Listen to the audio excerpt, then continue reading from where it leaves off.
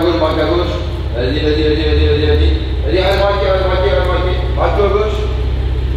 Vas-y, t'inquiète, t'es passé là. Vas-y. Un peu à ta gauche, un peu à ta gauche. Vas-y, vas-y, vas-y, encore. Nickel, on se braque. Quasiment. Nickel, vas-y, tout. Vas-y, vas-y. C'est bon. Les amis, 2 minutes, je voulais vous parler un petit peu de Car Vertical. Car Vertical, vous le savez, le sponsor maintenant de plein de vidéos sur la chaîne et surtout de cette vidéo. Alors bien évidemment, avec Car Vertical et la chaîne YouTube GLB, avec le code GLB, vous avez 20% sur tout le site internet Car Vertical. Car Vertical, ça sert à quoi? Ça sert surtout à ne pas se faire arnaquer quand vous achetez une voiture d'occasion, les copains. Je vous donne un exemple, en France, vous avez Histovec. C'est souvent ce que vous me dites. Oui, mais Evan, il y a Histovec en France et c'est gratuit. Oui, mais là, vous venez de le dire, Histovec, c'est en France. Car Vertical, c'est dans le monde entier. Donc par exemple, quand vous achetez un véhicule qui peut provenir d'Allemagne, d'Espagne, d'Italie, mais pas de France, et bah du coup, Car Vertical, ça prend tout son sens. C'est hyper important.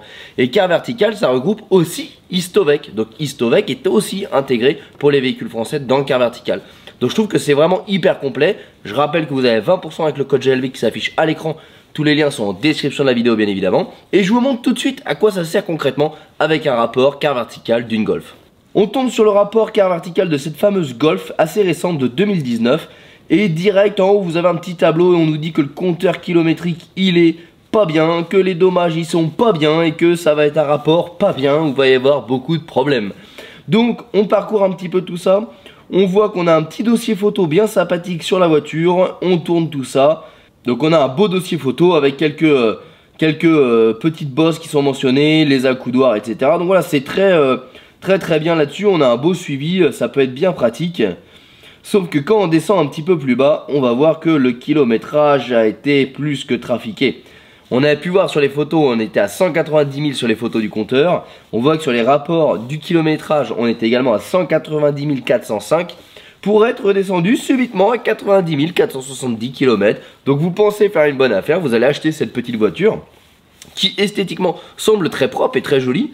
Sauf que vous allez vous faire rouler dans la farine. Vous allez l'acheter bien plus cher que ce qu'elle aurait dû coûter. Et on descend encore un petit peu sur ce rapport-là et on voit que ce véhicule-là provient d'Allemagne. Donc ça, c'est hyper intéressant de le savoir également quand on achète un véhicule, la provenance du véhicule. Et on peut voir également qu'il y a eu un dommage en mai 2022, mais pas spécialement important puisque la somme des réparations est considérée entre 0 et 500 €. Donc on est vraiment sur du petit dégât. Donc là, à mon sens, il n'y a pas de quoi s'inquiéter quand on a ce genre de choses-là. Seulement, on a pu voir, le kilométrage a été modifié et donc il s'agit bel et bien d'une arnaque. Car Vertical, ça sert à ne pas se faire rouler dans la farine. Donc les amis, je rappelle, vous avez 20% avec le code GLB. N'hésitez pas, ça doit devenir un réflexe quand vous achetez votre véhicule. Du moins pour moi, c'est devenu un réflexe. Donc les amis, tous les liens sont en description de la vidéo et on continue tout de suite cette petite vidéo. Salut à tous les amis, salut Romain.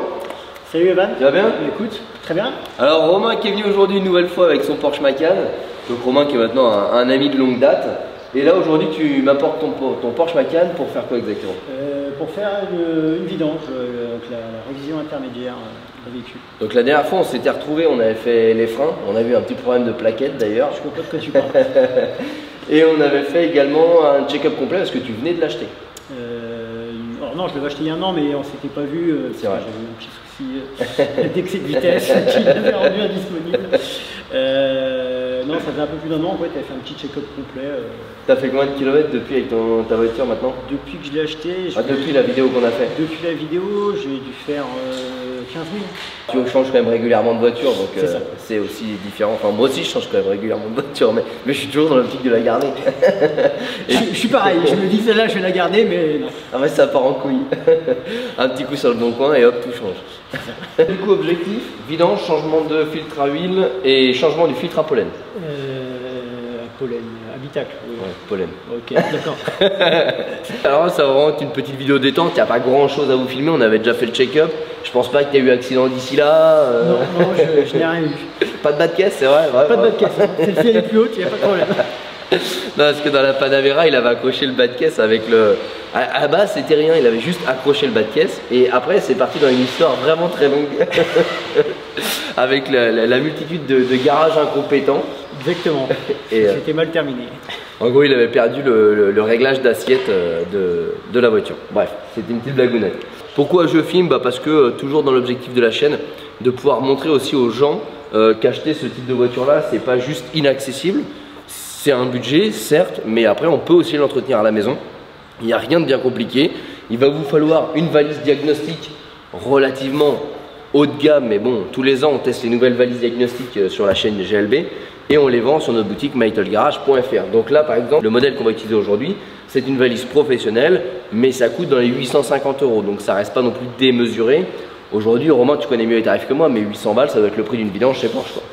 C'est ça, la vidange intermédiaire selon les centres Porsche c'est entre 800 et 1000 € et la grosse c'est entre 1500 et 1700. Voilà, donc en gros, aujourd'hui, une vidange, ça vous paye votre matériel et si vous gardez le véhicule, les autres vidanges, vous gagnez de l'argent. Sachant qu'encore une fois, c'est pas lié à la marque Porsche, une valise comme ça sert pour toutes les voitures. Après, vous pouvez également acheter le modèle semi-professionnel, on va se situer aux alentours de 400 €. Ça fera parfaitement le boulot également sur ces véhicules-là. On va être limité plutôt sur des parties reprogrammation de calculateur ou sur des véhicules un petit peu plus luxueux type Maserati, Ferrari, Lamborghini. Donc soit on s'équipe directement avec un modèle professionnel Top Down Lead 2, soit on peut partir sur une Top Down BT800 qui est du semi-professionnel qui, je le rappelle, fait largement le travail pour la marque Porsche. Ensuite, là Romain il a choisi la Syntix Pro, donc qui est une huile 100% ester. Donc en fait, il va être l'équivalent d'une Castrol Edge, d'une Motul 300V pour situer un petit peu. Syntix, c'est une marque qui est dérivée de la compétition, donc ce qui est rentré maintenant sur la boutique, qui est à la barre, qui est une marque qui a été développée par des pilotes de course, qui était prévue pour la course et qui a été amenée sur le tourisme. Donc là, on est à combien? On est à 139 € je crois d'huile. Voilà. Alors il y a 10 litres d'huile, donc il faut remettre aussi dans le contexte. Il y a 10 litres, donc ça fait aussi une somme. Après, on peut passer sur une huile un petit peu en dessous en gamme. On devrait descendre dans les 100-110 €. Mais bon, après, c'est une question aussi de choix. Mettre de la merde dans une bagnole comme ça, voilà, faut faire des économies, mais l'argent que vous allez gagner à le faire vous-même, profitez-en pour améliorer les produits que vous allez mettre dedans. Vous avez la chance du coup de faire des économies et de pouvoir mettre mieux que ce que mettrait la concession. Moi, je peux vous inviter qu'à le faire. C'est pas pour vous vendre des produits, c'est juste que faut pas vouloir trop économiser, prendre un filtre à pas cher, de l'huile à pas cher et le faire soi-même, parce qu'à un moment, ça reste quand même des voitures de prestige et quand ça tombe en panne, ça coûte cher les pièces. Donc le mieux, c'est quand même de mettre le maximum de notre côté pour éviter la panne et ça passe par les bons produits. Donc là, on rajoute le petit filtre à pollen et le filtre à huile avec le petit joint et les bouchons de vidange. Donc c'est parti, on cale la voiture, on lève et on regarde un petit peu ce qui se passe dessous. On va aller contrôler avant où est le filtre. Parce que là, on est en train de déménager tout le garage, vous voyez. On est en train de démonter les dalles, etc. Je crois que ça va être la dernière vidéo qu'on filme ici.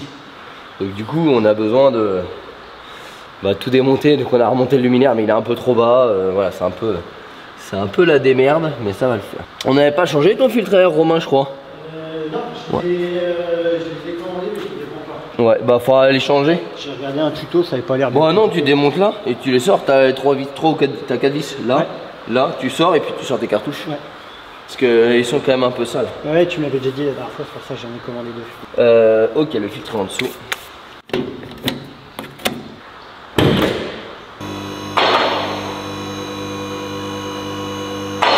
Bon, j'ai connu mieux pour bosser, mais pour le dernier chantier, ça suffira.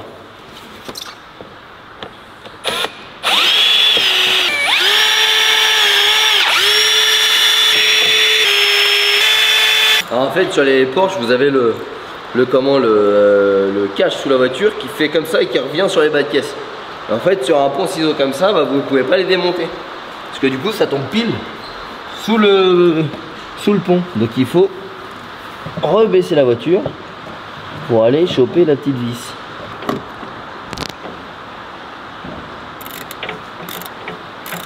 Et là, hop, voilà, ça sort.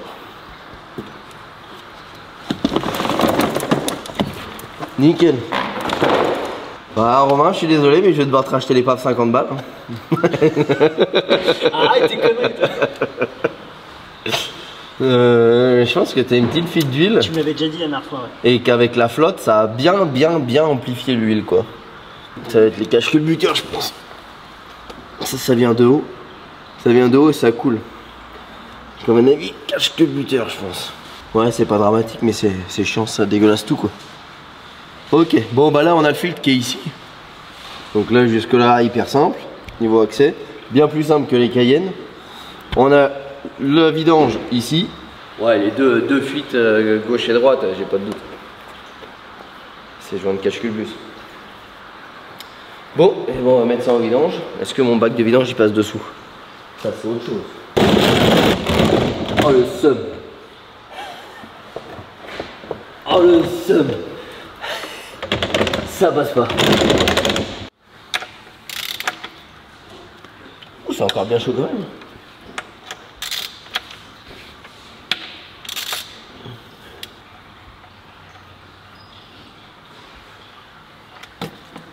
Nickel.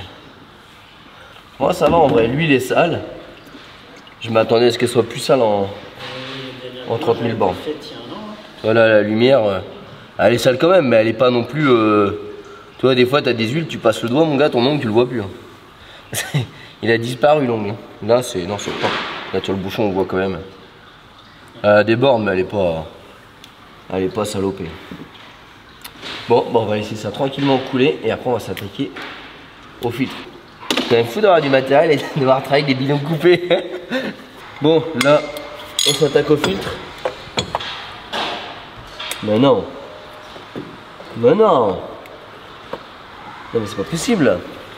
C'est la malédiction. Bon, j'ai un problème, c'est que ça plus ça rentre pas. Donc du coup on va essayer ça avec la clé à griffe. Parce que c'est quand même relativement bien serré en plus.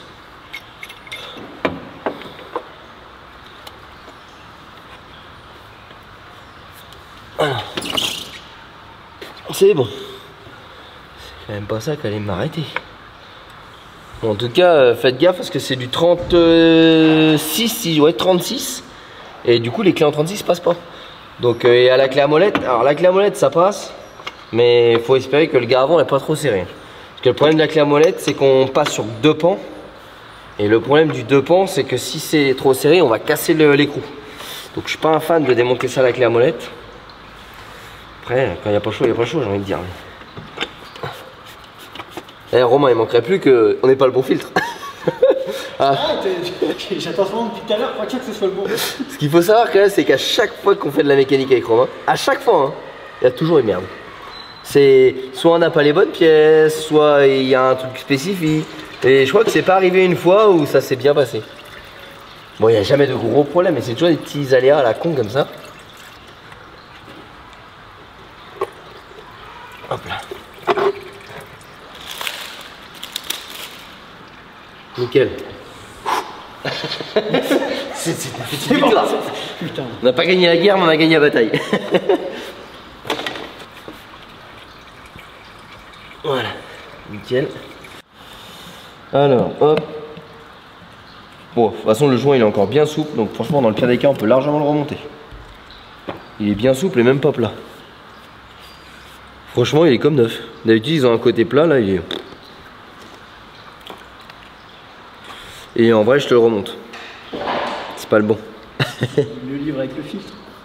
C'est pas le bon. Bon, tu t'en sors bien parce que le joint il est encore bien. Parce que d'habitude ils ont un plat et là il en a pas. Donc pour le coup, il n'y a pas de problème. Mais du coup, ils ont pas les bons joints. Fallait bien quelque chose. Alors, on s'en sort bien quand même parce que le joint est bon. Parce que le problème de ces joints là, des fois, c'est qu'ils sont écrasés, ils ont un plat. Au lieu d'être rond, ils sont en triangle. Et là, non, celui-là il est. Dans le malheur, on s'en sort bien. Moi j'aime bien tout retirer, comme ça je retire un maximum d'huile. C'est pas hyper important de faire ce que je fais là, mais il me dit que c'est plus de la maniaquerie. Mais je trouve que c'est quand même bien parce que généralement là où il y a le filtre, c'est là où on va stocker la limaille s'il y a un problème dans le moteur. Donc des fois ça peut donner des petits indices sur un dysfonctionnement interne qu'on pourrait, je dirais, soigner aux prémices, c'est pas quand c'est trop tard. Là on peut remonter notre filtre. Alors là il n'y a pas besoin de pré-remplir le filtre pour la simple et bonne raison que le filtre il est de manière horizontale, donc de toute façon il ne stocke pas l'huile. Il y a toujours un petit peu d'huile mais elle n'est pas stockée comme sur un filtre qui viendrait comme ça. Là on pré-remplit, là bon on peut pas pré-remplir quoi.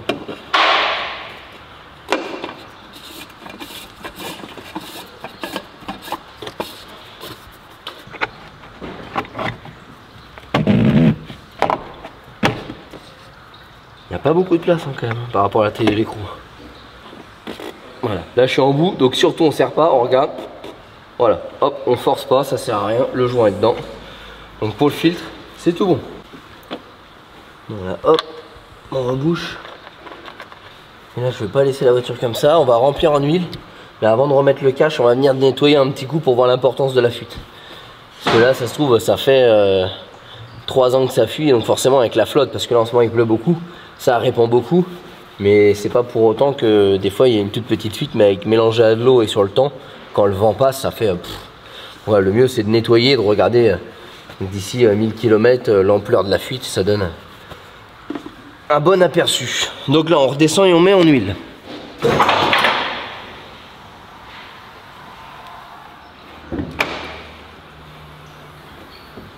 Hop.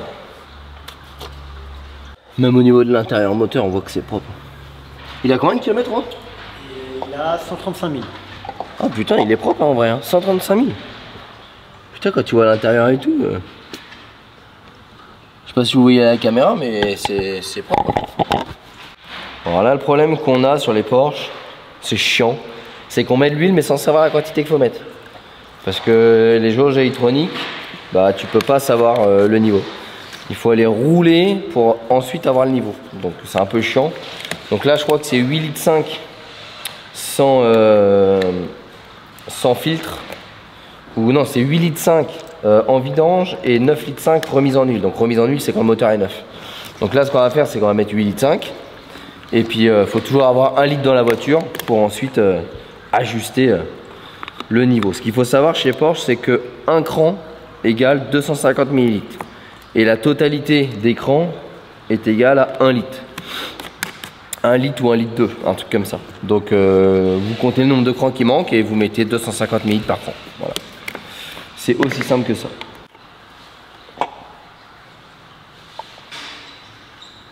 Alors pour ceux qui se posent la question de pourquoi elle est très claire comme huile, ce qu'il faut savoir, c'est que les constructeurs généralement mettent des additifs de couleur dedans.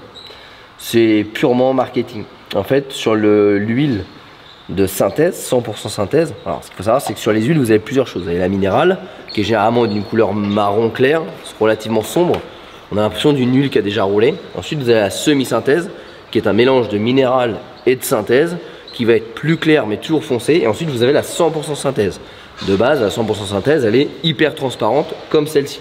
Et après, Motul, sur certaines versions, mettent du rouge, sur d'autres versions, mettent du vert, notamment pour les motos. Et après, tu as la Castrol Edge. La Castrol Edge, j'ai un doute, je crois qu'elle est sans colorant également. Et voilà, c'est juste un aspect marketing. Il y a des huiles vertes, des huiles rouges. Voilà, mais celle-là, elle est sans colorant, donc du coup, elle est extrêmement transparente, translucide. Voilà, vous le voyez. Pour ceux qui roulent en moto et qui utilisent de la Motul, des fois, il y a des Motul, notamment en 100% ester, sont parfois vertes. C'est satisfaisant, je trouve, de mettre une huile propre dans le moteur. Bon, pour l'huile, c'est ok. Il nous restera à nettoyer le dessous et s'occuper du filtre habitacle. Bon, donc là, on va regarder un petit peu ce qui nous apporte la fuite. Alors, vu qu'on a les deux côtés et que ça vient quand même vachement de haut, je soupçonne les joints de cache-culbut. Donc là, je vais essayer de passer la main à la jonction, voir si je mange de l'huile. Alors là, j'essaye de passer avec un miroir pour essayer d'aller inspecter. C'est pas facile, j'ai la boîte à air qui se gêne. Voilà, il faut que je trouve le bon angle. Ah oui, là je l'ai. Je sais pas si vous voyez la caméra. Tu vois pas? Là, au niveau de la vis, j'ai une petite goutte d'huile. Je m'attendais quand même plus impressionnant en termes de fuite. J'essaie de suivre. Tac, tac, tac. Voilà, je l'ai là. J'avais parlé beaucoup plus que quand j'avais une Rapalame avant. Hein. Franchement, il y a une fuite, hein. Mais à mon avis, ce que tu as en bas, c'est le résultat de quelques années de fuite. Parce que j'ai une goutte, hein, mais en bas, on voit après. Le problème, c'est qu'il pleut aussi en ce moment. Alors, quand il pleut, déjà l'huile, généralement, une petite goutte, ça fait une tache de 10 cm. Alors, en plus, quand il pleut, ça fait un peu x10. Il y a un suintement, mais franchement, il n'y a pas... il n'y a pas trompe d'huile, quoi. À mon avis, c'est un petit suintement, mais qui date de... il y a un bon bout de temps. Parce que la fuite est pas intense. Hein. Franchement, pas grand chose. Hein. Je pense que c'est soit l'eau qui a amplifié, soit ça fait un bout de temps que tu as la fuite. D'accord. Voilà. Et donc c'est bien sur ce que tu avais dit. C'est bien un joint de carter, joint de cache culbuteur qui suinte. On va nettoyer un petit coup tout.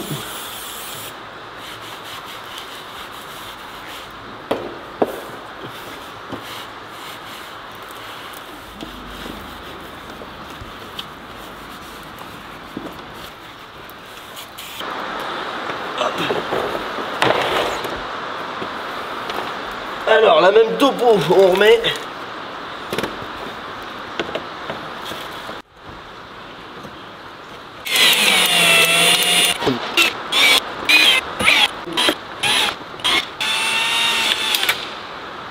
Ok, c'est tout bon. Et ben maintenant on va s'attaquer au filtre habitacle. De vidange que vous pouvez retrouver sur mytlegarage.fr.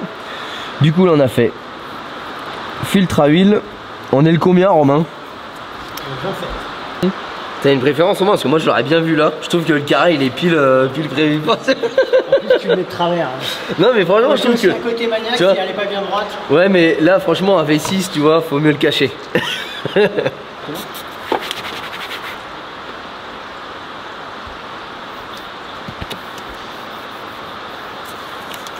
Voilà.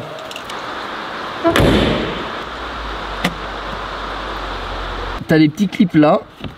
Alors, et le sensible. Voilà, en fait, c'est sur la partie arrière et pas sur la partie de devant. Et il y a bien 3 petites vis en plastique comme ça là. Tac. Voilà. Et on a une espèce de mousse polystyrène, voilà, qui se retire. Tac. Et là, on a le filtre qui doit tenir avec une vis. Elle est où la vis? Non, là, un clips là. Non, je vois pas. Ah, c'est pas pratique.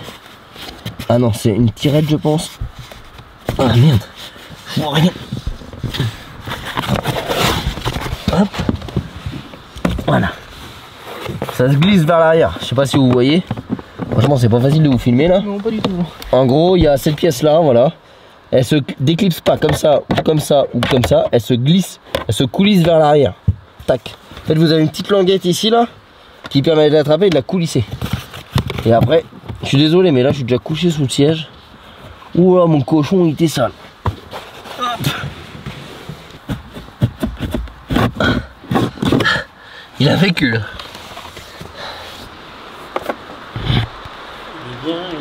Là il est bien dégueulasse mon gars. À mon avis, il a jamais été Couleur de base, couleur après quoi. Ah oui, celui-là il a vaillé de la merde. Non, je date de l'année dernière, hein. Intermédiaire chez Porsche. Ah bah là, c'est... Là franchement à mon avis il est d'origine celui-là. Il n'y a pas une marque... Waouh. T'as fait du rallye ou quoi mon gars avec ta bagnole? Eh, fabriqué en 2022. Donc ça veut dire qu'il a été changé la fois dernière. Ah ok, mais... Ouais. Ah ouais, tu nous as caché l'utilisation de ta voiture. Dakar 2022, ça y a été. C'est vrai qu'il paraît vachement tracé pour si peu de temps. Hein. Non mais la moralité Romain, en vrai, c'est qu'on nous fait chier avec les ZFE à Paris et tout. Mais regarde à Beauvais, c'est pire que Paris mon gars. Alors je suis pas à Beauvais même. Mais ouais, non mais c'est les vaches ça. Voilà. En tout cas, si vous habitez en Picardie, sachez que les filtres s'encrassent vraiment plus rapidement qu'ailleurs en France. Donc pensez à changer votre filtre tous les 6 mois en Picardie. C'est des vaches. Oh la vache, la gueule du truc. C'est le métal. Ça. En vrai, des fois j'en ai changé, ils avaient 10 ans, ils étaient même pas dans cet état là. Ils ont fait la révision l'an dernier. Fabriqué en juin 2022. Ouais, donc ça veut dire qu'il a forcément été posé après. Ce qui est con, c'est que quand c'est marqué Volkswagen dessus quoi. Mais... Ouais, mais... ah. Mais moi mon filtre il m'a coûté 10 balles, alors que toi il doit te coûter 200. Mais moi je mets pas du Rilex. Regarde, ils ont même économisé le... Ah non il est là, autant pour moi j'ai rien dit. Ils ont même économisé l'écriture pour pouvoir gagner du poids. Le flux d'air il passe, il traverse par là. Hop.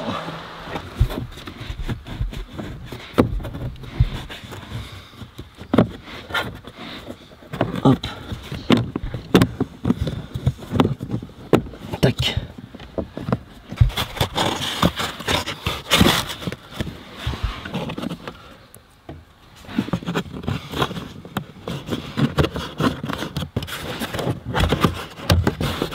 Donc pour le filtre Habitac, c'est ok.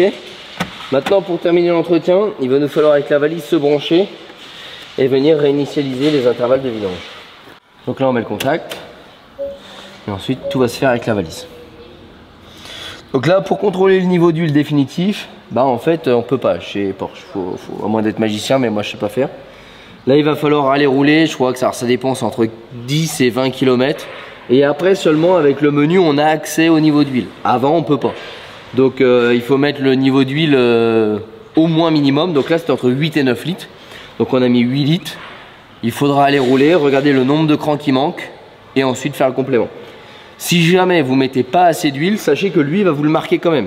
Si par exemple vous mettez 7 litres 5 et qu'il en faut 8 litres, en fait immédiatement il va vous marquer niveau d'huile trop bas.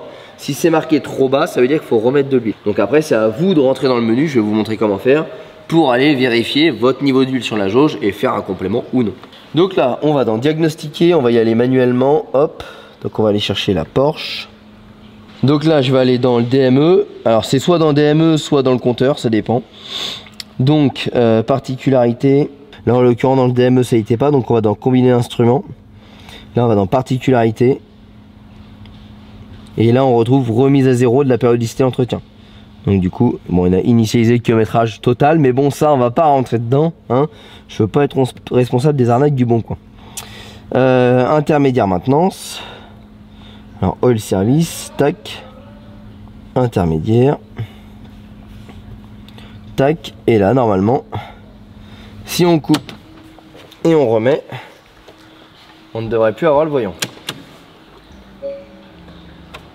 Il te le mettait à quel endroit, Romain, le voyant sur le Macan? Tu mettais le contact à droite, tu avais un message comme celui qui vient d'apparaître pour le frein juste avant. Donc là, techniquement, tu aurais dû l'avoir. Exactement. Et bah donc c'est du coup, c'est que ça a marché du premier coup. Pour le niveau d'huile, du coup, en fait, il faut aller dans ici, voilà, mesure de l'huile. Et là vous voyez pas d'informations sur le niveau d'huile actuellement. Pourquoi? Parce que chez Porsche, à partir du moment où vous ouvrez le capot, il faut rouler entre 10 et 20 km pour pouvoir mesurer le niveau d'huile. C'est totalement con, je sais pas pourquoi ils ont fait ça, mais c'est comme ça. Donc vous faites l'entretien, vous savez pas ce que vous avez comme niveau. Donc roulez cool les premiers kilomètres. Et je vous dis, si vraiment il vous dit niveau d'huile trop bas, ça veut dire que vous êtes carrément sous le minimum. Donc ça il vous le dit. Mais du coup vous savez pas si vous êtes au mini, au maxi ou voilà. Donc pensez à prendre toujours 1 litre dans le coffre. Ça permet de pouvoir faire le niveau. Moi j'aime bien être toujours au max, donc sachez que un cran c'est 250 ml. Donc là on va quand même lui faire un petit premier démarrage.